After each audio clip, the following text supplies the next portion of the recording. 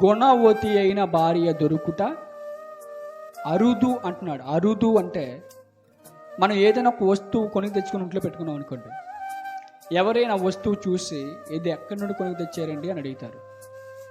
ఇది చాలా దూరం నుండి తీసుకొని వచ్చామండి, ఈ వస్తువు దొరకడం అరుదు అంటే అర్థమేంటి?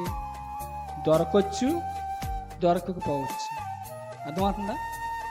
మేము ఉన్నప్పుడైతే వస్తువుని మేము సేకరించుకున్నాం, కష్టపడి తెచ్చుకున్నాం, కానీ అదే వస్తువు మీకు కావాలంటే అరుదు. అరుదు అంటే ఆ వస్తువు కష్టం.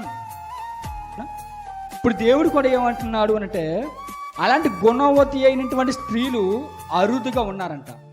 ఎలా ఉన్నారంటే ఎక్కువగా లేరంట.